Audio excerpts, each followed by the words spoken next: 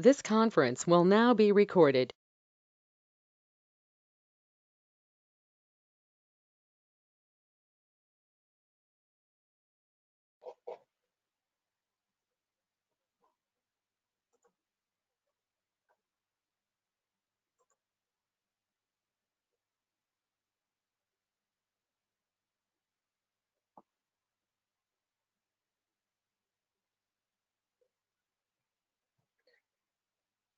Hey everyone, good morning, good evening. Thanks for joining this demo session. We'll get started. I'm Satish, alias Prem.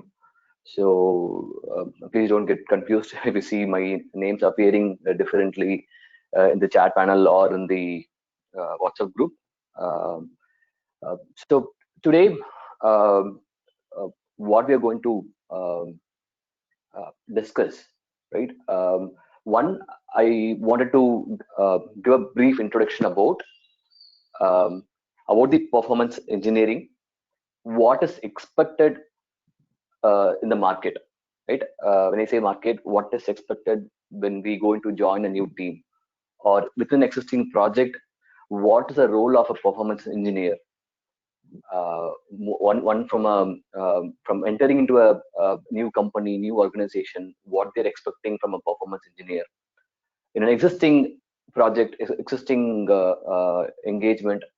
What is the expectation from the project teams? Um, how do we move from performance tester to performance engineer? What are all things that are required? So we'll talk about very briefly about setting this context about performance engineering, right? That is something we'll begin with, and then I'm going to talk about the entire sessions, the preview of the entire sessions, each and every day for each topic, what items we will be covering, and what are the details you will get from each of the session, how practical it is going to be, what is the knowledge you're going to get out of each session. So I wanted you to get a very good understanding of at the end of this batch, what is the knowledge you're going to gain, what are the information you're going to get, what kind of a practical knowledge you're going to get from each of the session from a performance engineering perspective. So that is something I wanted to do it in the first session, so that you will get a clear idea about what is going to happen over the next 2 to 3 weeks. Okay, that is my main agenda of the today's demo session. Okay, so from a performance engineering, right, we always have this roadblock, where to start. I'm today a performance tester. I'm doing performance testing using a LoadRunner, Jmeter. I'm doing some basic monitoring. But is it possible for me to be a performance engineer? Is it possible to move from a performance testing to performance engineering? Where should I start with, right? Because there are a lot of myth around performance engineering, right? There is ideally there is no one who is going to be a performance engineer on a day one, right? You would have seen a role of a developer, probably a functional tester, automation tester, performance tester, right? When we join as a fresher into an organization, you either will be a developer or a tester, a functional tester or an automation tester or a performance tester. But performance engineer, it's not going to happen in the first year or second year of your career. It's going to be a progression, right? So most of the cases, whatever I have seen throughout my experience, in wherever you're going to work, you're not going to get a performance engineer from a day one or day two for that specific application or specific architecture. So it is always going to be a person who is getting knowledge over the time with performance testing concepts, performance basics, and then getting into the engineering area. So first myth where performance engineer is not going to come into the picture right away. It has to be a progression. Every performance tester can be an engineer if they're going to have some basic skills which they are going to build upon over the time, right? I always say, for example, even I when I started the performance testing or engineering, uh, always it's going to be a very very big struggle to go and talk to a developer or an architect, right? Even to say our testing results are having a problem in terms of high response time, where we are seeing high CPU, there's always going to be a discussion with the development team. They will be contradicting our results, saying our scripts are not correct, test data are not correct. So we always go and struggle to convince the development team or other architect team. We always have a roadblock of what if I'm going to go and tell the development team if your application is having a memory issue, if your application is having a memory leak, if your application is having a thread issue, is it possible for me to go and talk to them in their own language? Right? That is a first barrier which I wanted to break. So moving from performance testing to engineering is not a very big task at all, but getting expertised and completely 100% into the level where you will be able to provide the design recommendation, where you'll be able to go and tune your application, right? That is going to happen over the time. But to get started from a performance testing to engineering, that transition or transformation is not going to take a big deal if you're going to take a small effort. When I say take a small effort, um, you have to think yourself as a developer, right? That is what I'm going to do it from my first session, either from my tomorrow or from Monday, right? We should move away from a comfort zone as a performance tester. We should think ourselves as a developer, right? We should start having our own environment. Most of the cases, the problem is we attend these sessions, we go through a lot of videos, but the problem is the opportunity to get a performance engineering in the current project is going to be a very very difficult, right? One, you prove yourself so that you will get a role in your existing project, right? Or otherwise, you should create your own opportunities. The case one, probably it might not happen immediately, where you will get an opportunity in your engagement where somebody is going to call you and ask you to do profiling, ask you to do leak analysis, and either they will be looking for the experienced people, or we might ourselves will not be confident enough to go and take the job, right? So practically getting an opportunity in the current project is going to be highly unlikely, unless otherwise we are going to be skilled enough or experienced enough, right? But we cannot tell that as a reason. That is why I'm saying we have to create our own opportunities. We have to start doing this ourselves hands-on. We should have an environment where we can have applications deployed. We ourselves deploying an application. We ourselves creating problems, creating response time problem, creating memory problem, and then going and using tools, analyzing it, solving it, fixing at the code level, right? All these things, probably when we start doing ourselves, we'll get that kind of a confidence where now when an opportunity comes, we can go and probably grab it, or probably we can create our own opportunity. That is what I'll be trying to do over the sessions.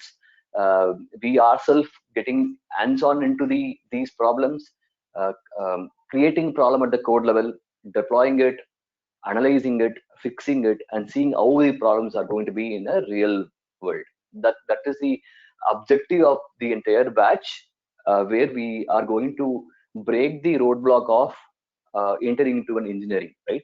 End of the session, I'm pretty sure, pretty confident that we should be able to talk as a performance engineer, talk in terms of developer language, confidently go and talk about the engineering concepts, what to do, where to do, how to do, right? All these things, every one of you should be able to go and do this confidently in our project. So that is what the objective is, and how are we going to do this? So before going to the session by session, what we are going to do it, how we are going to do it, right? Let me just spend 1 or 2 minutes. So since I talked about the myth and what is expected in the market, right? Let me also spend few minutes on what exactly today the project teams are looking, right? So I said it's going to be very easy to get into a performance, get started with the performance engineering, but really how it is going to look like, right? So when you look at the bigger picture, as a performance engineer, right? The expectation from the project teams, expectation from team when they're going to recruit a performance engineer, right? So in general, so the expectation is a person should know 3 to 4 areas uh, around this performance optimization, right?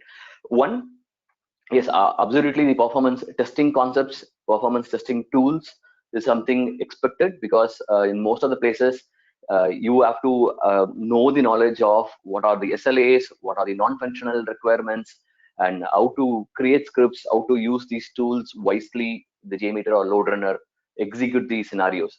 That's a testing angle, which I think most of you would have already doing this in your current projects or current organization, which means almost 20% of a role that a performance engineer will do it is covered, right?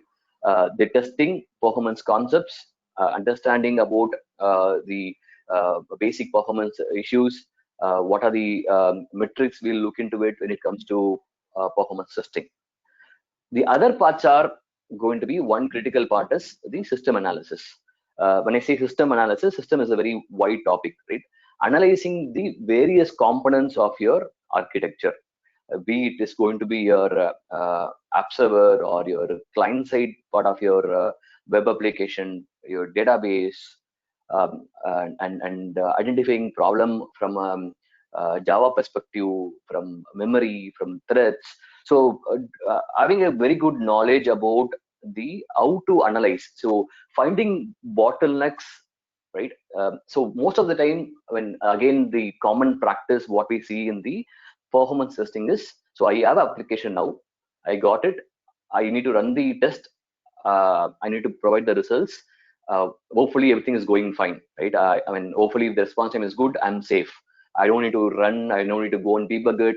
So most of the time, even I had that feeling, right? When I get a release today, I would be looking for, okay, hopefully there is no response time problem. I run my script, everything looks fine. I'll go and say your application is good, you're good for release. That is the kind of a mindset most of us have it. I also added in the past, but identifying the problem is fun, right? And we are in the organization as a performance tester or engineer to find out problems. So we should be waiting for an opportunity to see problems, to see a response time, to see memory problems, to see server getting crashed, right? So that is where our real value of our position, our role will come into picture, because over the time everything is going fine, every time the response time is good, and your value in the organization is not going to be really felt. Okay, so looking for problems, looking for optimization, right? The testers will look for maybe SLAs and just look for everything is good. But from an engineering perspective, even if the SLAs are good, optimization is something we are always going to focus on. So as an engineer, expectation is to you to look into all the system, look into all the various parameters, and try to see how optimized we can make a system. Even today my CPU is running at 50%, memory is running at 50%. How can I make it 30%, 20%? So analyzing the system and conducting various activity like your profiling, DB analysis, leak analysis, all these things are going to be part of the system analysis, which the project teams, which the market is going to expect from a performance engineer. Identify problem, analyze the problem, find the your bottleneck, find the root cause. All these are going to be expected from a performance engineer. And then the programming, right? So programming, when I say programming, it is not going to be your full-fledged developing an application, web application, or your Java application, right? It is more about getting the basics of the any programming language, be it is going to be Java or .NET or Python. If you know the basics, if you know the language in which you can interact with the developer, right, that is going to make a very big difference in terms of you gaining a confidence and also developer gaining a confidence on you, right? Otherwise, if you're going to talk only from a testing angle, from a testing metrics perspective, we're always going to get a pushback, right? So for that, somebody should definitely have a very basic programming. Even if you any of you haven't done any programming in the past, right? The objective of the session is to get into that area, right? We're not going to do immediately a big programs or complex programs. No, idea is to have a basic understanding of how a developer is going to create a package, how a developer is going to create a programs, how they are going to create classes, how they are going to create methods, how it is going to interact, each class is going to interact with other classes. Because when we're going to go and talk to a developer and say you have a problem with this particular method or problem with a particular object, right? So you also should know exactly, you should have also seen what it is, right? Unless otherwise you have seen that yourself and so on, you will not get that confidence on taking this recommendation. So that is how the programming, when I say programming, this knowledge is going to be very important, right? So combination of this the programming concepts, system analysis, testing is going to be the expectation from the project team when you're going to go for an interview or when you're going to go for any of your role within your organization. Plus, if you also have the skills of an administrator or networking concept, right, it is also going to be a little more weightage because now the application moving to cloud, you will have few applications running in the cloud, few database running in the data center. You will be facing a lot of latency problem. So to understand the networking concepts, and also as an system administrator to monitor your system, right? Monitoring comes into picture. Monitoring is going to be a very huge aspect when it comes to your execution in production or in execution in your performance environment. So combination of all these things are going to be an expectation from an engineer. But again, we're not going to look into this massive area of getting into this in a day one or month one or year one. It is going to be a progression, right? Uh, uh, whatever I'm talking about is again something which is achievable. As an performance engineer, you to understand your architecture, analyze each of these components in terms of heap, thread, garbage collections, database, your front-end analysis. All these things are not going to be a rocket science. We just want to know what it is, why are we doing, where are we going to do it, how are we going to do it, and with a little bit of a programming knowledge, definitely you'll be able to do it. And that is what the objective of this session as well, right? For you to get into all these area with the concepts plus the practical hands-on knowledge as well. Okay, quick overview on how these various activities are going to be used over the life cycle, right? Again, this is very important because knowing all about what is also important, but where we are going to apply it, right? In a typical SDLC cycle, you're going to have requirement, design, development, test, and production.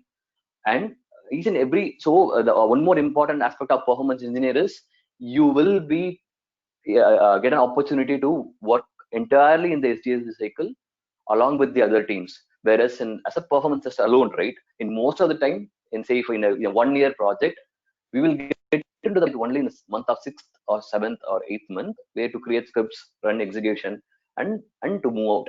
But as a performance engineer, once you get these skills, you will be able to deliver right from your requirement phase, right? We will also see complete picture of it as we go into the sessions where we talk about design review. We'll also talk about the what we are going to do during a non-functional requirement phase, right? But the important aspect is, as a performance engineer, he has a role to play in each part of the your SDLC cycle. In requirement phase, sitting with the business team, sitting with the architect, defining the non-functional requirements. And design phase, how these requirements are going to get mapped to your designs. Do we have right design in place to get the required SLA, right? So those review of your architecture, review of the design is going to be important from making sure your application is production ready. So we'll go through each and everything. From a development perspective, what activities we'll do it during testing phase, what activities we'll do it in production, also what activities as a performance engineer will deliver it, right? So for now, I just want to give a quick background about context about what are the engineering activities that a performance engineer will do it and where it will fit into the each of the SDLC cycle. Okay, so now let's get on to the session wise details, right? The session 2, which is probably will happen tomorrow, right? This is how I'm going to go through each and every topic today in terms of what we are going to cover, what you're going to get it, whether it is going to be a theory or whether it is going to be a practical session. So for each and every session, I'll probably go over one by one. I'll also quickly show in terms of the project, in terms of tools, what we are going to use it, what is the methodology we are going to follow to troubleshoot the problem. We'll just go one by one, right? So session 2, right? Before going to any of these engineering concepts, like you identifying leaks, identifying thread problems, right? As I said earlier, I want you to get yourself a little bit comfortable on the environment, development environment, right? So what we will do is we will start with basics about Java, basics about JVM. Even if you don't know about these things in the past, you don't need to worry about it. We will make sure you get these basics upfront, because all the things which you're going to talk later, right, that is going to be very much tied to this concepts, tied to this basics of Java or JVM, right?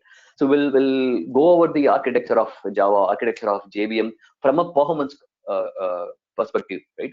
Whatever we are going to talk, all everything is going to related to the performance, nothing in terms of core Java development, no, right? What as a performance engineer should know from a Java perspective. That is what we are going to look into it, right? So we will go and look into what is the JDK, what is JRE, what is JVM, various components of JVM, how the memory architecture is designed within JVM, right?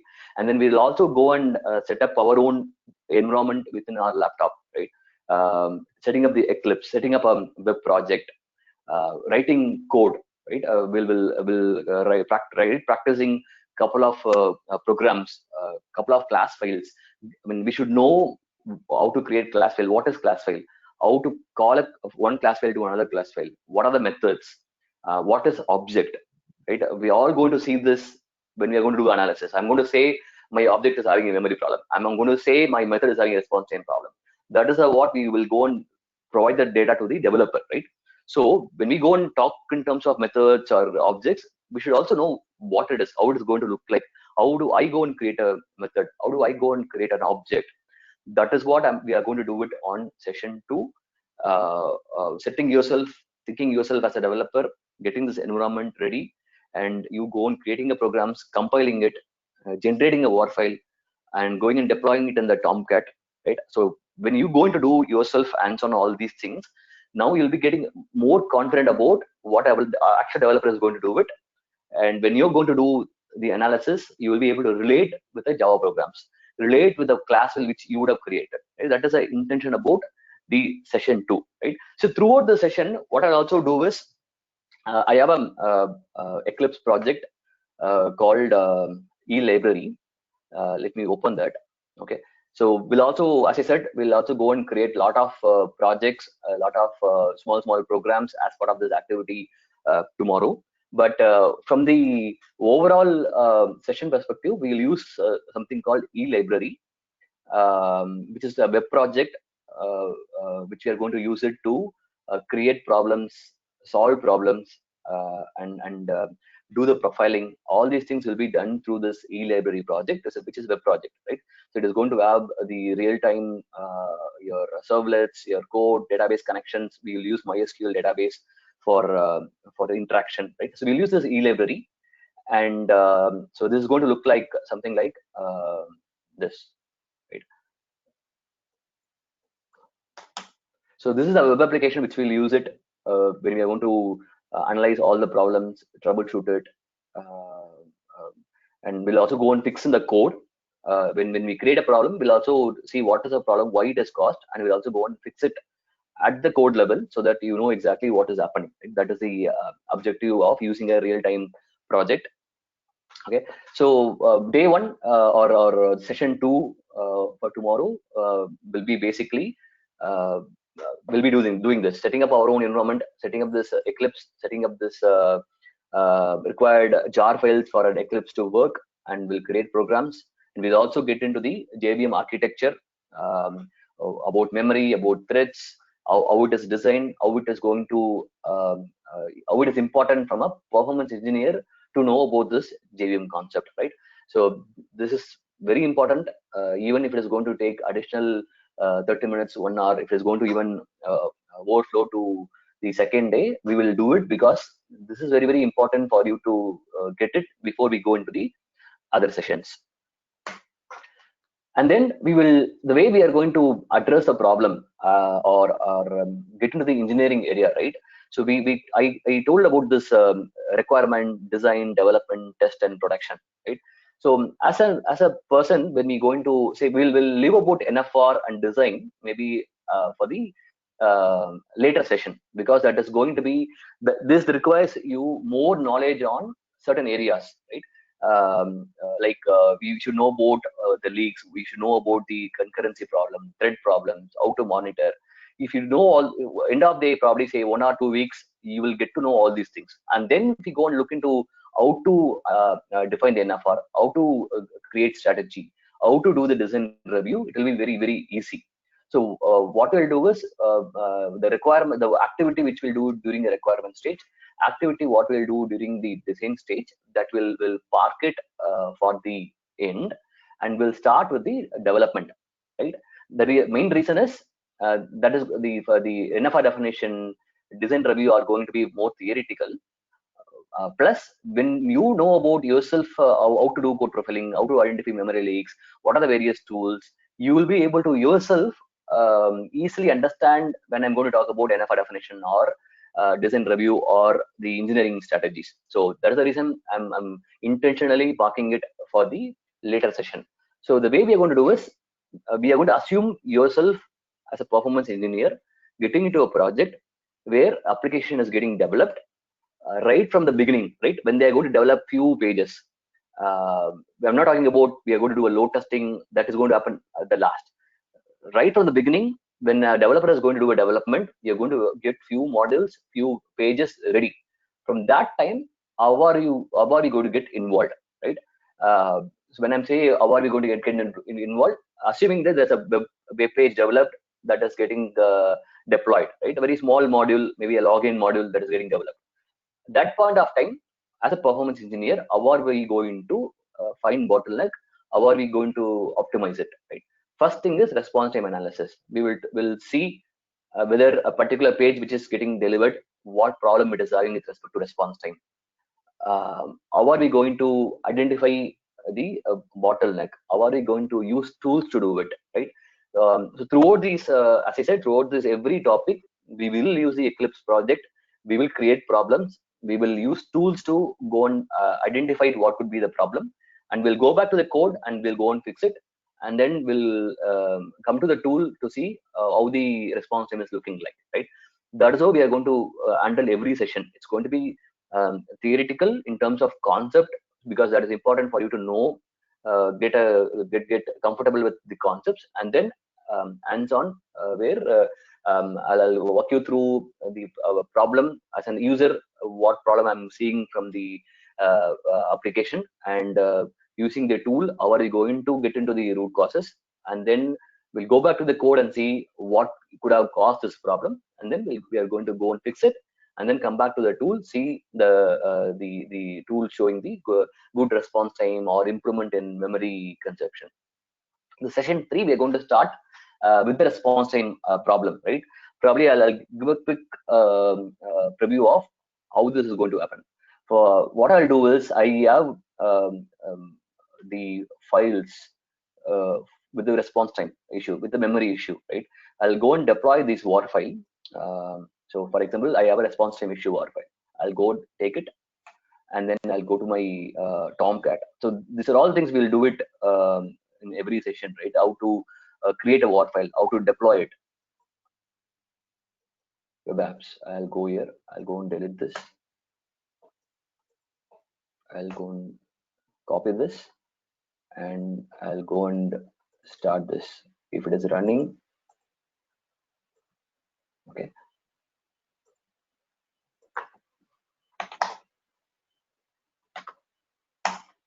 So I'll start my Tomcat. It will get started, and I'll open my application.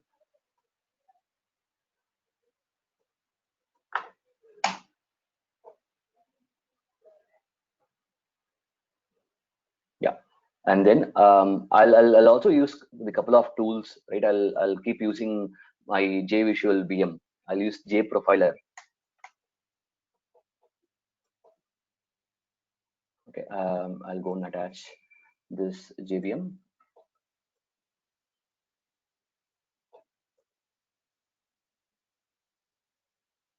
Okay, I'm just going to give a preview on what I'm going to do it, right? We'll go through this in detail anyway. So I'm going to type my, this is a page I got from a developer, assuming that login is now available, right? I'll go and test as a tester, I'll go and just check what is my response time, right? And I click the login, it is getting loaded, it is taking 2, 3 seconds, 4 seconds, 5 seconds, yeah, 6 seconds, it is still getting processed. So it is obviously having a response time problem with the login, right? So with this, how am I going to troubleshoot it? I'm going to go to my JProfiler tool. I'm going to go to the CPU views called tree. I'm seeing there's something called eLibrary admin login, and then it is calling a couple of class files. So when I'm going to, without me having a knowledge about a Java, right? I'm going to look into this. I'll just take this snapshot and give to the developer saying there's a problem with admin login. But you, if you know about what is a class, what is a method, then you'll be able to go and tell there is a class file called admin login. There is something called a method called do post. Always there will be the hierarchy would be class dot method, right? Admin login dot do post, and then from admin login it is calling another method which is a send get, right? So a class calling another class, a method calling another method. You will be able to then go and tell to a developer saying, see there's a method you created called do post within admin login. Then it is calling a method called send get, which is having a problem where out of, I think the application has now come, which took 42 seconds, right? Out of this 42 seconds, I'm saying the problem is with this get call 40 seconds, which is called by this admin login class file, and then the do post. Within do post, there's another call made to external call class file, and then send get method. So that is a kind of information you will be able to go and give to a developer at the method level or the class level, right? So this is a kind of an analysis we are going to do it. We are going to create problem. I'll anyway, I have created a problem in my within my code within the login page. I'll probably, when we go into the details, will show what is the problem, and then so that you know these. See, this is admin login.java we are seeing, right? That is exactly you're seeing it here as well, admin login. So that is how we are going to correlate. Whatever you see it in the tool, we'll also go back and check in the code how exactly the class file is created, what are the methods. That is the kind of activity we wanted to do it, so that we as a performance engineer will be able to go and confidently talk to the developer. So the session, what I'm going to talk about probably in responsive analysis, right? This is what we're going to do it. Look into the Eclipse project and run, create a war file, deploy it, look into the JProfiler kind of a tool. What is the problem it is showing? What is the class file it is pointing out to? What is the method? Then go to the code again, look into those things, fix it, come back, deploy it, and then again run it, and then see what is the performance improvement, right? The typical activity, what we will do it as a performance engineer, we will try to replicate it here. Similarly, as we go along the next sessions, right? After response time. So now for the same activity, we'll be doing for all other pages, all other click, we'll be doing a similar response time analysis. And then next would be the memory leak analysis, right? Or heap analysis. So where this is very interesting topic, and most of the time when you get into an interview, you will be asked about the memory concept, how memory is handled by Java, what are the leaks, how to identify, what are the various components within JVM, what is stack, what is heap, how different it is.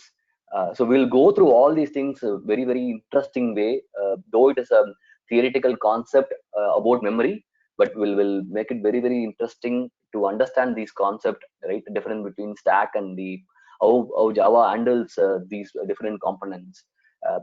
That as a concept we'll cover theoretically, but again from a practical perspective, we will go and create memory problem. We will go and create memory leaks. we will use the similar way what I've showed it, right? We use e-library project. We will use programs which is going to create leaks. And then we'll go and analyze the problem with Visual VM or JProfiler, and then look into the memory pattern, look into the objects which are creating problem. Right? We'll go and take heap dumps, and then we'll go back to the code, fix those leaks. Why it is leaking? What is the object that are getting leaked? That's why I'm saying the concept of object, class, all these things we will cover it in the session 2, so that when you come into this each of this chapter, you assuming that you are going to have this problem in your application, you're identifying the problems, and you're going to go back to the code, and then going back to the developer saying this particular method, this particular object is having a problem because of this, and you go and fix it. So that is why I'm saying again, the basics is very important. That is what we're going to cover it in the session 2. Okay. So with memory leak, heap dump, it's again going to be completely theoretical concept, but we'll make it very, very interesting. But the other part is going to be completely practical in terms of creating problems, analyzing it, and then getting into the tools, getting into the problem, and then going back to the Eclipse project, fixing it, and then rerunning it. Right? That's exactly way we will do it for all most of the sessions. Right? And then coming to the session 5, extension of the memory, right? Garbage collection. Memory and garbage collections are always interrelated. So again, this is going to be pretty similar patterns. We are going to go into the concepts about GC, how Java does the GC, what are the various GCs available. More from a practical sessions. Again, we will use the code to give various arguments, various GC tuning parameters. We'll be looking into it, applying it practically on the code, and then analyzing the GC logs practically. Right? All these things are going to be done from a garbage collection perspective. So memory and garbage are going to be kind of interrelated. So it is going to be starting with the memory concepts. We'll go and fine tune your memory, optimize your memory, and then we also try to see what are the various options available for GC, what are the GC tuning parameters, how are we going to apply it practically, and when we're going to apply this GC, we'll also see how this is getting reflected in the tool. When I'm going to apply, say, certain heap parameters, a certain GC parameter, what is that you're going to see it in the GC log, what is that you're going to see it in the tool. As a performance engineer, what is our role in doing this GC tuning, right? All these things we are going to see it in the session 5.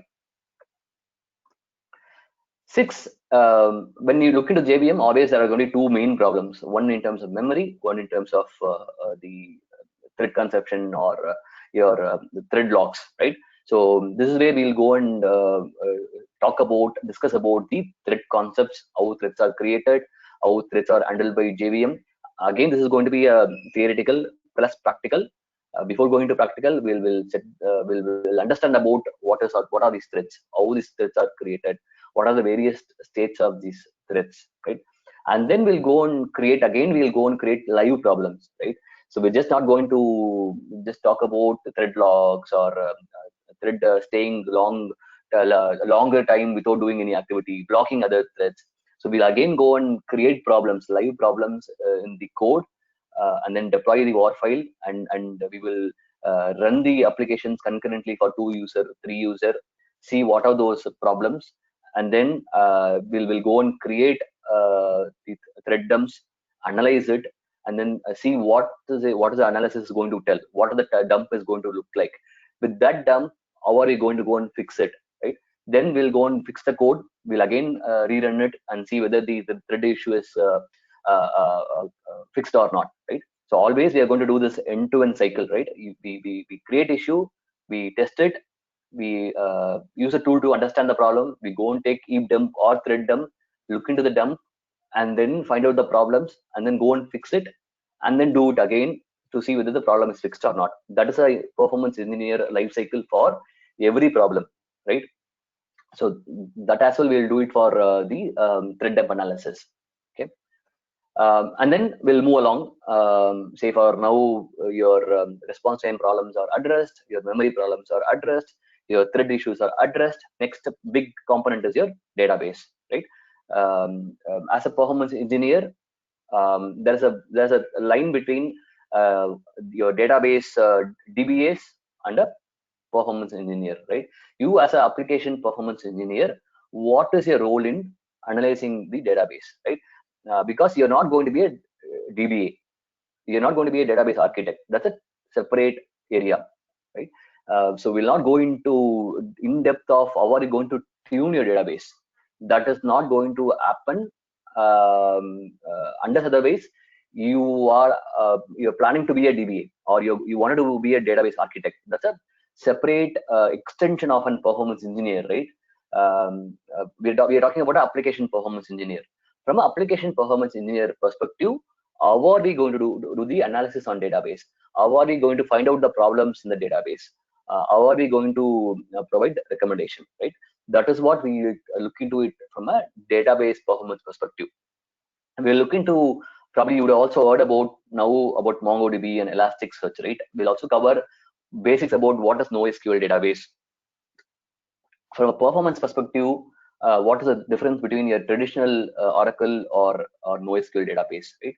The performance consideration we'll discuss about. That's very important because now in the future, now currently in the future, your NoSQL database is going to pick up very fast. So we should also know the basics about what is NoSQL, why it is preferred, and then we'll get into details about Oracle architecture, right? Again, going and getting the data, looking to the report, looking to the analysis, it's very important to know the concepts. Otherwise, if you're going to just go and talk to the developer saying, I have a SQL problem, I'm seeing ICPU in my Oracle database, you will again not get you'll not get a confidence to talk about these things. So we'll discuss in detail about how the Oracle process architecture is going to look like, how an Oracle memory architecture is designed, how an SQL is, when you type an SQL, what exactly happens, right? So far it's all been black box, but we want to clear that black box, and it has to be a white box.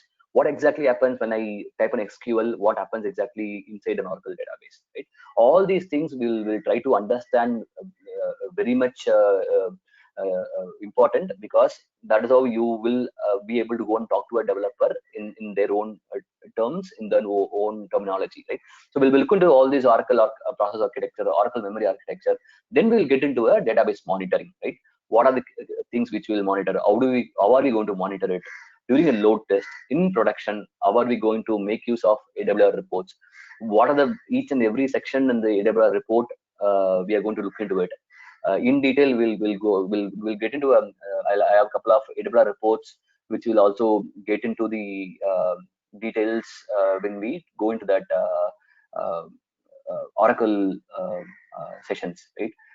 Let me also quickly show those couple of. In fact, I also wanted to show you how exhaustive database sessions are going to look like, right? So in the database session, we'll go through this SQL and NoSQL database concepts. We'll go into the process architecture, how exactly it is from a performance perspective, how this process architecture is going to be important. Memory architecture, how it is designed. The critical components within the database of buffer cache. What happens inside Oracle when you're going to do a select query, when you're going to do an update query, what it happens. So all these things, what are the bottlenecks we will foresee from a performance perspective, and how are we going to solve it? Get into basics about each and every section of your AWR report, right? Inside the load profile, about the DB time, the parsing, what happens within your Oracle database, each and every section in the AWR report, what it implies, what we need to look into it. So that is how intense database sessions are going to be when it comes to from a performance perspective. Again, all these things are not as a DBA, right? DBA role is very different, where they will go and look into all the application that is going to use your database, and how they are going to do the fine tuning of their database. We are not going to go into the tuning about the database. It is more from a performance engineer. How are we going to analyze it? How are we going to find out problems? How are we going to provide the recommendation? From that aspect, we will thoroughly understand the concepts, get into the AWR report, understand each and every section, and then we'll be able to confidently provide the analysis on database. We'll also touch upon the MongoDB monitoring, definitely, because as I said, the NoSQL database is also picking up. So we'll also quickly look into what are the available tools for MongoDB monitoring, what are the things you will be getting it from there, right? So that when you go into a project where they going to ask you about what is the NoSQL database, how will you monitor MongoDB, you should be able to at least go and tell that what are the tools available, what are the various parameters you will monitor from a NoSQL database, or at least what is NoSQL database, right? As a performance engineer, what is a NoSQL database is going to give? What is the performance consideration from a Oracle and NoSQL? So all these things will talk in detail when you go to the database performance. And then, so we have seen the middle layer about your application server, about response time problem, memory leaks, your thread problems, and also about the database problems and how are we going to analyze it. And one more layer is your client-side engineering, right? Where even though everything is good, my application might be slow if some things are not properly designed from a browser perspective. That could be a caching problem, that could be a heavy resource getting downloaded, a lot of resources. So again, this is going to be theoretical plus practical. We'll go into the concepts of various metrics that are available with the client side, why it is important, and we'll also go into the developer tools, right? Using developer tool itself, how effectively we can troubleshoot my client side problem. Say for example, we will go into the few websites that are available over the internet, right? And then we'll use the existing developer tool option, right? In the console itself, there are a lot of way where you will be able to get some key metrics. There's something called windows.performance.timing, where it will give you a lot of data about what has happened for this Amazon.com. When this started, when it ended, when the navigation started, when the response has arrived, how much time it took for your DOM to get processed. So all these metrics will get into details about how relevant it is from a client-side performance perspective, right? And there are tools available within the developer tool itself, like Lighthouse. How can you use this Lighthouse to generate the report, get some recommendation? And then we'll also look into the each and every resources, right? How can we, as a performance engineer, how can I optimize it? How can I reduce my page size, right? How can I improve my response time? So we'll also go look into a top recommendation what we'll give as a performance engineer. How can we give it? How easily it is for us to give it, right? Whether my resources are properly optimized. How can I reduce my network calls? Whether the caching is properly handled or not, right? So all these things we will look into it using the developer tool itself. We'll go each and every resource and see how this is handled. And with this developer tool itself, we will be able to give a lot of recommendation, right? We'll go through this more in a practical way. We'll go through each and every problem that can be happening in the client side, the top 5, top 10 issues. How are we going to provide recommendation using these developer tools, and also the various metrics that we can get from a developer tool itself, right? We'll go into details about all these things when we talk about the client side performance.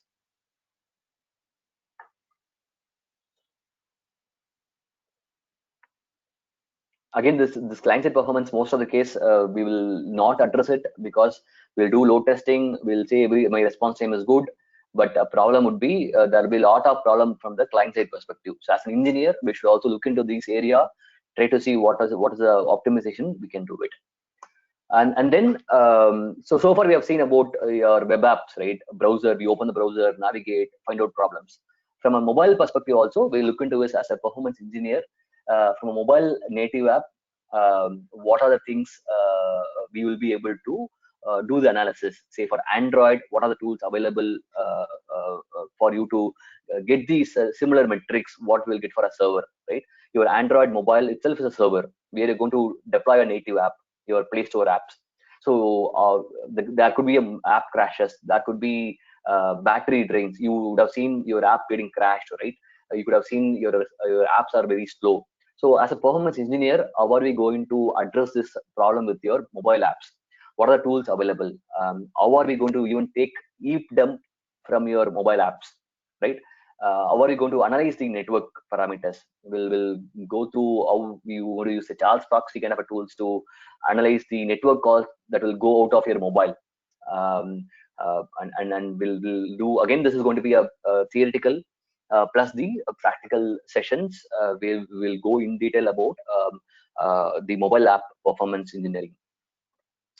And then the session 10 would be about the monitoring strategy and tools. So now we have moved away from the shift left, right? Where initially we are talking about during the development stage, we have done the profiling, we have done the leak analysis, we have done the client-side analysis. All these things will happen during the initial stage, right? But when we go into a load testing, when we go into production, we also should have a very good strategy in terms of monitoring, because we are going to run 1,000 user, 2,000 user. During a load testing, we are not going to do a profiling. During a load testing, we are going to monitor it. So what is my monitoring strategy? What are the various components in my architecture? How am I going to monitor? What are the various parameters I'm going to monitor? What are the various counter I'm going to monitor? How am I going to do it for Windows? How am I going to do it for Linux? What are the tools available? Right? All these things will again, it's going to be theoretical plus practical sessions. We will configure the monitors. We will generate reports. We'll look into these things from a Windows perspective. From Linux also, we'll go and we'll do the monitoring in terms of VM stats or top or IO stats. How exactly these Linux tools are going to work, and then also we'll also introduce it into a open source monitoring, right? This is very widely now started getting used. We don't want to go to Linux box, type those commands, get this data to a CSV file. If you have an AppDynamics Dynatrace kind of a tool, that will do the job. But in certain cases where in not lot of places, you will have AppDynamics Dynatrace for every application, right?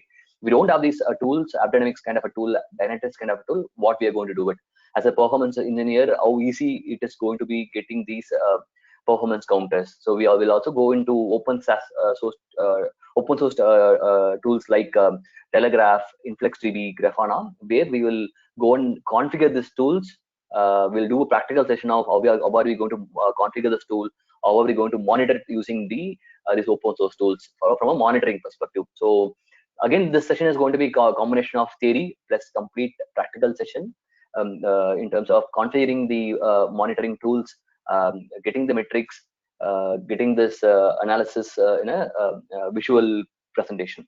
So that is how the monitoring strategy and tool session is going to be going to happen in the coming days. Okay. And then when I say monitoring, right, again, there is also something monitoring that is required from a production also. So as an engineer, what is my strategy for production monitoring? How am I going to design my synthetic monitoring? How am I going to design my real user monitoring, right? So as an engineer, this is going to be a theoretical session, because again, for this, you will not be able to do a practical session because we don't have a production like a scenario, right? And we don't have tools like AppDynamics or Dynatrace also. So it is going to be knowledge sharing of from my experience, how we are going to address this production monitoring. As a performance engineer, what is my role in synthetic monitoring? What is my role in real user monitoring? What are those alerts? What are those issues that is going to come out of these production monitoring? How am I going to use this production monitoring data to use to get my non-functional requirements, right? To know business critical transaction, to define my workload, number of users, number of transaction per second. To arrive at this data, how am I going to use this production monitoring tools to define my NFR? All these things are going to be discussed in detail when we are going to talk about the production monitoring, right? And then we'll finally go into an introduction about, so now expectation from the market, expectation from the project team is performance engineers should also know about how performance is going to be relevant in DevOps, how performance is relevant in cloud, how is performance in terms of resilience, right? Even though if you're going to talk about DB analysis, profiling, heap dump analysis, thread issue, client-side problem, all these things are good, but still more from a current scenario, right? People might start asking you about how do you do a continuous testing in DevOps? How do you continuously monitor in the DevOps? How will you configure your testing tool in Jenkins? So these things will definitely will start coming into you in the upcoming interviews or when you go into new projects, because all these things are now current trend, right? So on top of your basic performance engineer concepts, it's also very important for you to get into the introduction about DevOps. What is our role in DevOps? How are we going to run continuous testing, automated testing in Jenkins? From a cloud perspective, what are the tools available in cloud? How my engineering approach is going to change, or whether it is going to stay with the application moving to cloud. What is about resiliency? What is resiliency engineering? Right, from a performance perspective, what is resiliency? How am I going to create various resiliency scenarios? So all these things are going to be at the end we are going to touch upon. But again, this is going to be just an introduction about it. We're not going to go in depth. The objective is, after covering all these sessions, which are going to be theoretical plus practical, from an interview perspective, we are seeing these things coming up very frequently. So we wanted to definitely introduce these concepts to you people, so that you can also definitely address a couple of questions that are going to come up during your project stage, or even if you wanted to get started with these things in your project, you should be able to uh, uh, take a head start into it, right? That is objective. And then we'll go into the non-functional requirements and the engineering strategy, which I talked about in the first thing, right? This one, the requirement stage. This is the one which we are going to look into it at the last. The main reason is, now you would have seen all these activity: code profiling, memory leaks, front-end analysis, all the tools that are available. Uh, how are we going to do it? What we are going to do it? Now it will be easy when I'm going to now talk about a non-functional requirement. It will be easy for you to map it easily. You will be able to tie it up, right?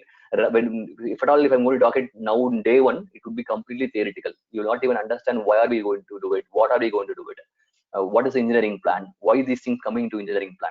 Now, so that intentionally I have kept this in the last session, because after all these 12 sessions, you will know what are the activities. Then you yourself will be able to easily go and create your own plans, right? That is the intention, and we'll cover it as well in detail about how do we do the non-functional requirement analysis, what are the workload definition. We'll also go through some real-time NFRs. We'll also go through various templates for engineering plan. We'll go through, walk through the strategy, engineering strategy, how it is going to look like, right? That is something we'll do it at the end. And also we'll have a separate session on the interview questions and discussions, right? After all these 13 sessions, what are the typical questions that will come out during your interview, whether you go for a new organization or within your project teams, right? We'll just go over all the frequently asked interview from my experience, from whatever I used to ask, from whatever I was asked when I go for interview. So probably those things will also discuss in detail, so that you'll also understand how these sessions, whatever you're going to cover from tomorrow, at the end, how easily you will be able to answer these questions as well, right? That is the objective. So yeah, that is a detailed walkthrough on each and every sessions which you are going to cover it. I wanted to you to get a clear picture about how intensive it is going to be, how practical it is going to be every session. We're just not going to just talk about tools. We just go get ourselves get used to the code, compiling it, running it, deploying it, identifying problem, going and fixing it, right? That's how the entire sessions are going to be planned out. And also I'll also the way I'm going to do it is, I'll have a Google sheet where it will be shared to the people who are going to join the batch, and I'll have all this link provided here, which you can use it for you to go and download it, the tools, download the Java project, Eclipse project, so that you will yourself will be able to go and deploy it in your own laptop, have these tools in your missions, so that you can start doing it along with the sessions. Say for example, tomorrow we are going to start the day, this session one, right? And Saturday and Sunday, once I share this data, if you can go and install these tools, install this Java code, install this Eclipse project, then you will be all set to start doing it right away from along with me from Monday. During a session or after the session, you should be able to go and do it. That is very much recommended, because that is how you're going to get knowledge. That is how you're going to get a hands-on feeling. So we will share you this once you enrolled. We'll share you the sheet where you will be able to go and get this link, get this downloaded, have your environment set up, And we'll also have something called question and answer, where I used to do this, right? If something is not, you couldn't able to ask this question during a session, you can also go and type this question in the sheet so that I can even answer it offline, or also we can answer it during the next sessions. That is how the Q&A is going to work out. And I'll also have my couple of things shared over the Google Drive, the few code snippets which I would have created for creating problems, few reports, AWS reports, all these things I'll share it in the Google Drive as well. Once the session starts, once you get enrolled, that is how the sessions are going to be like. We'll have these everyday session. We'll go through the practical scenarios, and also provide you these code snippets through Google Drive where you can yourself practice. Okay, so with this, I'll probably pass it for now. Hope I have given preview of what exactly you're going to get it from these 2-3 weeks sessions for each of these topics. I'll pass it now. If you have any questions, yeah, we can spend 10 more minutes now. Even if you have additional questions, you can probably message me in the WhatsApp group, or you can also probably, if you have any questions, you can also reach out to me so that you get a clear idea about what I'm going to get out of these 2 to 3 sessions, right? That I wanted you to be very, very clear, so that whatever time we are going to spend, it's going to be spent on a proper way. So yeah, we can open up for the questions if you have any. Yeah. Hello. Hello. Do you hear me? Yes. Please go ahead. Okay. Yeah. Thanks, Satish. This is a really awesome introduction to performance engineering. It's very useful and informative. Thanks for that session. So I have a couple of questions. So will you be talking about how do we enroll for the course, on the fee details? Where do we find those details? Okay, so these details you can I can send it to you over the WhatsApp as well, or you can also reach out to Kumar, right, from Isha. He will be able to provide you the complete details about fees and the course details. Your name, sorry? Jagdish. Jagdish. Yeah, Jagdish. You will get it today. You can probably just message me or message Kumar. We will be able to share you the course details and the fee details. Okay, awesome. Sounds good. And Hey, Satish, this is Suresh. Are you able to hear me? Yeah, yes. Okay, I just sent few on the chat, but I'm not sure whether you're able to see it. Anyway, I will ask the question here. So first of all, not all companies uses Java, right? In my case, my company uses WPF written in C#, and web pages, well, most of the web applications are in TypeScript or JavaScript. So will you be able to cover on those kind of things? Because JProfiler and other stuff are basically for Java related projects, right? So how about these kind of other than Java related languages, how this performance engineering would be handled in that case? Okay, so to answer the question, the way we are addressing it, the way we are seeing it as the Java from enterprise perspective, right? When you look into it, Java is going to be predominantly there for most of the applications. So that is why we put Java as a technology here, Java as a programming language here, and the engineering course is designed around that. Right? So the idea is to when a performance engineer is good in this, you'll be able to expand it to any other language. As you said, there are going to be a lot of language that is going to come. Python is there. You're going to have JavaScript, Angular, Node.js, right? Always these languages are going to come in. The architecture is going to be different, right? It's covering the engineering for each and every programming language. It's not going to be easy within 3 or 4 weeks. That is why we wanted to get this concept of basics about the performance engineering, where we, in most of the time, even from interview perspective, or when you're going to work, Java is going to be pretty much predominant everywhere. So that is why the entire course is designed for Java, and from here they should be able to expand it with their knowledge. if there's a new language that is going to come in, that is going to have its own tool, but the concept wise they should be able to pick it up. That is the background. We are not going to touch upon other language as part of these 3-4 weeks, because this 3-4 weeks itself is going to be very, very intense for these I'm not sessions. asking So about, we don't want to dilute. No, I'm not asking about different languages Yeah. to be handled. The same thing. My question is, for the specific tools you mentioned, like JProfiler, other string, it's for Java, right? So will you be covering saying that, okay, if a C#, you can look for these, if it is going to be a protractor framework, or it is going to be TypeScript, you can look for these kind of hints. Will you be able to give, or it's strictly going to be Java, JProfiler, and Java related tools? That was my question. I understand the performance. Okay, so from a tool, see, okay, I got a question. So it is going to be completely around Java. It is going to be completely around Java performance engineering. To answer your question, Okay. we're not going to touch upon the other tools or other technology related tools. That's fine. The other question I have is that you mentioned about web. What about WebSockets, web services, performance engineering on those? Or you will be able to cover those? Okay. So when you say web services, web sockets, like REST, right? So when you we will. WebSocket is totally different.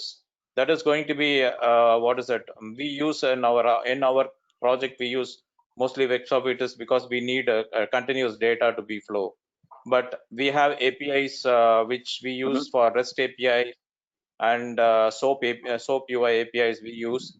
Those are static. They are not connected through WebSocket. So we use both. So, and those are the areas where in my office we are looking to have a performance engineering and performance testing to be more into concentration. So that's the reason I asked that question. Or is that courses part of this curriculum? So I got it. Yes. See, absolutely right. When we look into the response time problem of a web page translates into a say your Java code. When you talk about REST APIs, or when you talk about your SOAP APIs, or when you look into microservices, the design of these REST APIs or microservices are to address these specific functionalities, right? They are breaking down your entire application into services or microservices. Yes. That's a more from a design perspective. But from the analysis perspective, underlying still the REST APIs are going to be a small module or a small class file of your Java code, or it could be your JavaScript, right? So definitely whatever we are going to talk about, it is going to also cover the REST services, microservices, or your SOAP APIs. Okay, so this includes also the page object module.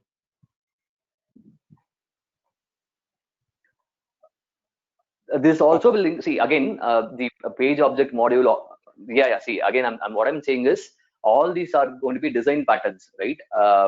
But from an engineering perspective, whatever we are going to talk, it's also going to be relevant on all these topics. That's correct. Okay. And the final question I have is that, see, I have Mac and Windows for my personal use where I do all these stuff. But you were also saying about Linux machine and other stuff. Due to shutdown, I don't have a Linux machine. So how the monitoring and other stuff which you have mentioned on the slide using for the Linux servers and Linux machine, how we are going to install or how we are going to work on it?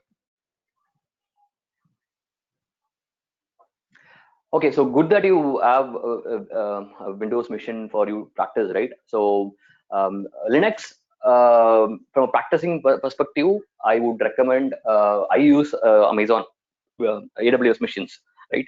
From my own personal account, Linux AWS gives you free missions, right? 1 GB missions for you to get your own Linux box, get your own Windows box, right? So that is one way where you can also go and get a Linux machine from AWS for your practice.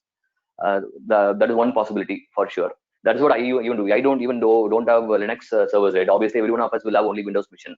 For me to go and practice these tools, monitoring tools, issue commands, execute it, and then see what are all things that are going to come out. I use the Linux box for uniformization.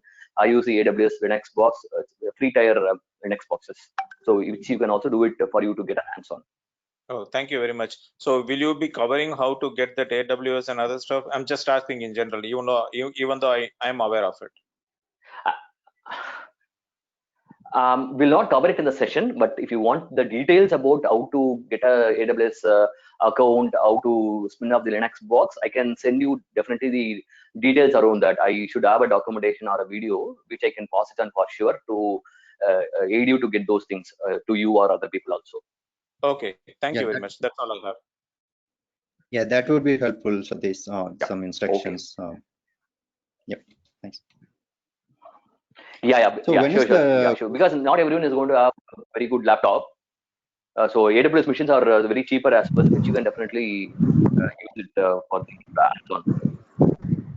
So Satish here, Manoj, I have one question here. Like, let's say we have a session, we finish this, we have finished this that particular session. So after that, you will be going to share the videos as well with us, right? So that we can have our hands-on or we can have the practice with ourselves. So you will be going to share the videos as well with us, right? Correct. Every day, once a session is completed, the video should be available in a couple of hours. That is number one. Number two, I would recommend, say, for example, this weekend, Saturday, Sunday, right? Once you're enrolled, we will provide you all the links to download these tools, download the code, download the project. So I highly recommended that you can set up this environment, the Eclipse project, your Tomcat, these tools, so that every day, say Monday, if I'm going to talk about response time analysis, Tuesday, when I'm going to talk about memory analysis, you'll be able to go and practice immediately now and then. So yes, video will be shared the same day, but if you have the environment ready, say the Saturday or Sunday, it will be easy to do your own way every day. So yeah, that is recommended. Perfect. Thank you. Mr. Satish, I have one more question. This is Suresh again. So on your syllabus, will you be touching Jmeter and LoadRunners also as part of the performance testing or no? No. Jmeter, creating scripts, executing scripts for Jmeter or LoadRunner, we'll not cover it in this engineering session. The assumption is people who are going to attend will have the basic knowledge on the testing concepts. So no, Suresh, will not cover the testing and testing or execution or scripting at all. Testing. Sorry, my bad. I'm not talking about testing or learning about Jmeter or LoadRunner here. I'm talking about using the Jmeter scripts and LoadRunner scripts. Will you be covering here? That's what I'm asking. So I already created a. Yeah. So will you? Yes. Okay. Yes. Thank you. Yes. So we'll be using Jmeter execution. We'll be doing some executions, and then for monitoring, right? We'll run these Jmeter scripts in parallel. That will do it. Yes. Okay. Thank you. Hello, Satish. This is Santosh here. Yeah. Hello. Hi. Yeah. Hi. Actually, I'm basically from automation testing background, manual and automation testing background. So now I'm planning to get knowledge of performance testing and become expertise. So how this will be useful? Is this from basic level or advanced level? As I got information before to this, they asked about the scripts which is developed. We are going to utilize here, right? That is the first step, right? As I want to move, so I need to know how to use the tools, right, for developing scripts and all. Correct. So this is going to be definitely the basics of performance engineering, right? We're not going to go to the level 10 or level 8. So it's definitely going to be beginner to intermediate. Okay. But since you haven't worked on performance testing at all, right? You have a good that you have an automation background, so that you definitely, I think you would have a good knowledge about Java, right? Yeah. Java and Eclipse. all these things. Yes, yes. Yeah, which is actually very good because that is very good. So you will get the basics from a performance engineering perspective, performance concept perspective, Santosh. But if you wanted to go and create scripts, do the execution of scripts, that you will not get it from this course. It is more into the performance engineering aspect. But since you know about Java, I think most of the sessions you will be able to easily correlate and understand easily. That is my perspective. Means how it is difference from performance testing, performance engineering.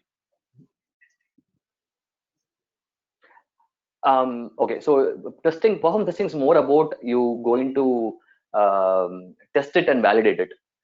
Engineering is more about if there's a problem, what is the problem, where is the problem, why it is coming, how to fix the problem. That is the area performance engineering will cover. But from a performance testing perspective, we'll just go and do the test and validate whether it is good or bad. If it is bad, why bad, where is the problem? That area is where performance engineering will come into picture. Okay. So two levels: So performance testing, performance engineering. so first level is performance testing. Next level is performance engineering. Can say advanced level. For performance engineering, we can say like Correct. Next level of performance testing. I would say yes. That's correct. Yeah. So for this, so without even performance testing, also we can learn this, or so we need to do that, and after. Okay. Let me do one thing, right? Let me do one thing. We'll talk in detail about this with you. You can probably reach out to me. Your name is Santosh, right? Yeah. Santosh, just message me or call me. Sure. We'll see what is the best thing for you, right? Accordingly, you can choose. So we'll talk in detail. Okay, sure. Yeah. Satish, quick questions. Are we expecting any email or something with the next steps? How we go about enrolling, or the details, and when the course is starting? Any of those details? Yeah, you will get it in the same WhatsApp group if you're there in the WhatsApp group. So the session will start from tomorrow. Okay. Correct. It'll start from tomorrow. Yeah, and details will be shared in the WhatsApp group. I see. Okay. So, or if you have any questions, you can message me or the Kumar from Isha or the Isha Training. I'm not sure whose number I know. Yeah. I'm not sure whose number I have. I know I got a WhatsApp message, but I have no idea whose number it is, and that's why. Oh, no. If you're going to send a message to them, right, I think they will respond immediately. Not a problem. Fine, I'll figure it out. No worries. Thank you. Satish Mangesh here. Most of my questions are answered, but I just wanted to know, are you going to have something about the Salesforce or the platform as well, or just like the Java and the cloud one? Okay, Salesforce, if I understand correctly, it is again built on Java. Okay, if I may be wrong. Okay, Salesforce is a product, it's a package, right? Where rather than you go and create your own fresh ERP application, you're going to get a product from SAP. And SAP, if you look into the architecture itself, it is going to have a similar architecture. It is going to have your web layer. It is going to have your Java components. It is going to have a database. It is going to have other third-party components. So from architecture perspective, I think though SAP is a product, but underlying it is still going to have a similar components only. So the way you will do it as well, it's going to be pretty much same. Only thing is SAP would have been already fine-tuned, right? Because it's a product which you are getting it. So which means you will not have a lot of memory problems or thread problems. But if you're going to do a customization on top of the SAP for your own application, then you have to do all these things from the beginning. So relevancy perspective, yes, it is going to be still relevant for SAP or any other products. Okay. So for example, right, if you take Ibris, Go on. SAP Ibris, SAP Ibris, you would have heard, right? There's an e-commerce application, e-commerce product within SAP called Ibris. So Ibris, if you see, completely Java-based e-commerce application where there will be a customization that will be done by every e-commerce vendor, like say Amazon or Walmart or your Flipkart. If they're going to use Ibris SAP product, they will have their own customization for their own business need. Which means again all these engineering activity is going to be relevant for these customization. So yeah, to answer the question, yes, it is going to be relevant, but we're not going to talk about SAP components or anything related to SAP here. But whatever you're going to talk about, it will be relevant for these products as well. Okay, makes sense. And other question is, are we going to get any kind of certification at the end of the course, or any kind of examination will be there, or it's just like the course and then the knowledge? Examination will not be there for sure. We'll definitely go over those the interview questions which are going to be related to the sessions which we have been doing it. And course completion, I guess course completion will be provided by Isha, saying XYZ has completed performance engineering course from Isha Training Solution. That I think you will get it, but I will double check it. I'm not very sure about it. That alone, probably, if you can also message in the group, they will respond, because it keeps changing. So which means I don't have a correct answer to that. We can clarify that in the group on this question. Okay. Thank you. Satish, I have a question. I saw the Sure, go ahead. Yeah, Jenkins in the course, right? So what level are you covering? Like, are you covering the Jenkins integration, and how are we doing it, like hands-on? Okay, so as mentioned here, right, the intention here is, from a performance engineering perspective, you should know about these concepts for sure, because it's been asked in most of the time in the nowadays in the interview or when you get into projects. So the level of hands-on what you get is, we will definitely do the Jenkins Jmeter integration, and we will execute the test, and we'll see what are the plugins available for getting these graph and charts in the Jenkins console. That kind of an introduction to the hands-on will get it. We'll not go get into the exhaustive way of using Jenkins or Jenkins plugin, but for sure the basics about how to integrate Jmeter with Jenkins and then plugins that are available, that practical sessions we'll have it. So is Jenkins is it freely available for us to do it hands-on? Yes. See, all the tools which we are going to talk about in the session, right? It's all are open source tools, all are available, which are widely used. So yes, Jenkins is open source and it is free to use. You can install, you can yourself go and install, configure, and integrate. Okay, and how about building the CI/CD pipelines? Will you be covering that, CI/CD pipelines? Okay, so actual objective of this course is to get ourselves comfortable with these Jenkins environment, but creating pipelines, we can cover it. If something required, we can cover it, but it's not planned. But yeah, we can also see how the pipelines are created, how the jobs can be integrated together. That can also be touched upon. How difficult is that? But from a create a pipeline. I mean, is it like exhaustive, or is it? No, to be honest, it is not exhaustive. Okay, it is not exhaustive. That's what I'm saying. So a lot of these things, right, from engineering perspective, all these things, whatever we are doing, talk about, right, it is not a rocket science. Okay, we can definitely, if we have that passion and we want to get into that area, we can easily learn it. And getting into a really expert, it's going to take time, because it's need experience to do it day in, day out. But all these things are, to be honest, you will be able to learn once you complete these sessions. You will be able to do yourself on your own all these things. Okay, thank you. Yes, Satish, this is Suresh again.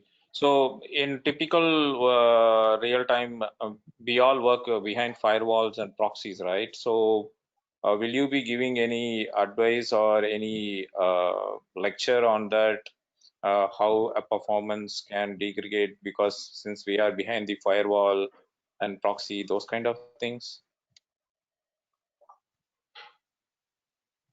So we can have these discussions for sure, right? I mean, that's how it happens in the sessions. I will come up with this course structure, right, which I will follow, which we think that is very important for everyone from a course perspective.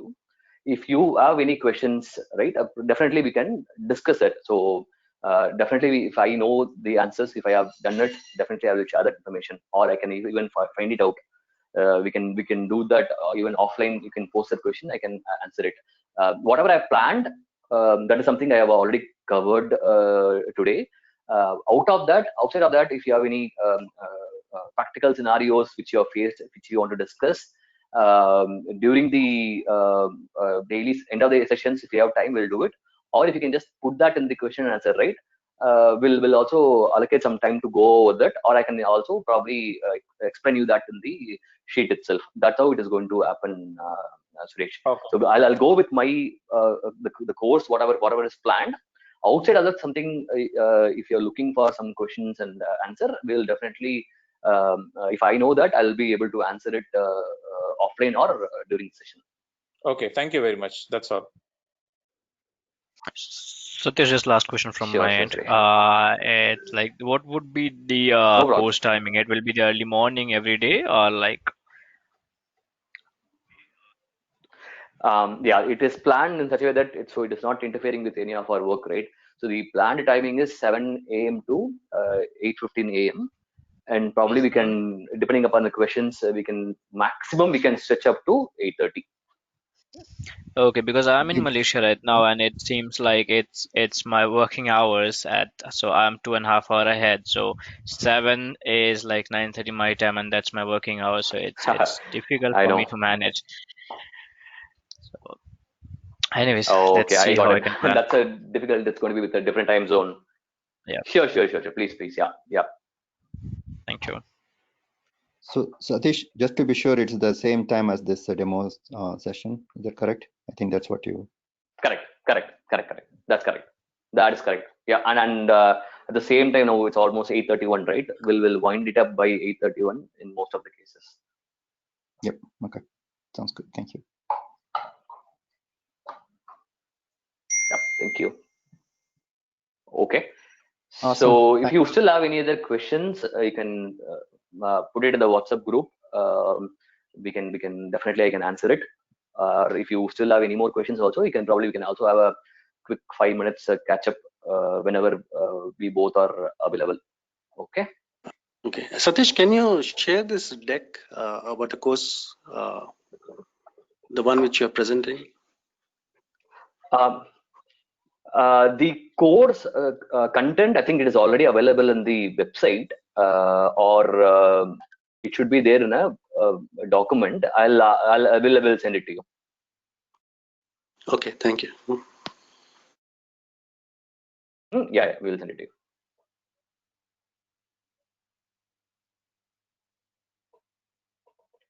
Okay then. Okay, fine. So for any other questions for enrollment, I can probably reach out to Mr. Kumar directly, or you can also drop a note to the WhatsApp. Whoever would have messaged you, right, with the meeting link and meeting details, you can also send a message to them. Okay. Thank you guys. Looking forward to you. And any questions? Yeah, send it to me. Send it to the WhatsApp group, or the you can call me as well. Awesome. Thank you, Satish. This is quite useful. Thank you. This Bye bye. Have a good conference day. will now you. be Bye. recorded. Yeah. Bye. Bye bye.